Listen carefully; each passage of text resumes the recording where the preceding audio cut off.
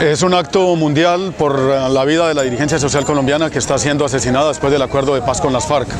Es un llamado que se hace desde Defendamos la Paz en Colombia para que especialmente en Europa se visibilice la situación de un país cuya realidad es ocultada por los medios de comunicación. Solo se habla de Venezuela, mientras en Colombia hay un genocidio social en curso. A nosotros nos han matado más de 700 personas en los últimos 3 años, pertenecientes al movimiento campesino, indígena, de mujeres, juvenil, de la gente que defiende salud y educación pública. Muy grave la situación de los pueblos afro y de los pueblos indígenas que están siendo exterminados para beneficio de las multinacionales. La sociedad asturiana tiene en relación con Colombia 20 años de antecedentes de solidaridad.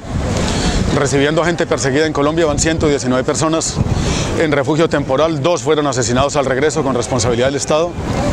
Y Asturias lleva 15 años verificando de manera sistemática la situación de los derechos humanos en Colombia. De manera que la relación de Asturias y Colombia es una relación de cooperación y sobre todo en este momento volcada a superar la guerra y las consecuencias de lo que han dado en llamar posconflicto.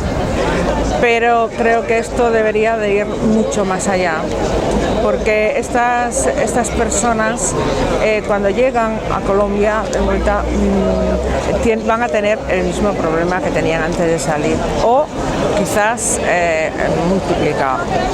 Es que los medios de comunicación no les interesa dar estas noticias, entonces no nos enteramos y era no sé, una idea mía decir que teníamos que las gentes del pueblo implicarnos en saber esas historias, que nos cuente la gente que está hablando de esas historias para poder comunicarlas a la gente, porque es la única manera de que les llegue y de poder a ver si ablandamos un poquito los corazones, ¿no? Para buscar esa solidaridad y exigirle a nuestros gobiernos pues que se impliquen. Aquí en Asturias se está acogiendo personas amenazadas, se hace visita de verificación, se hace cabildeo por la paz, se hace diplomacia ciudadana por los derechos humanos y un trabajo de difusión de la realidad colombiana en la calle y en los medios de comunicación y en las instituciones.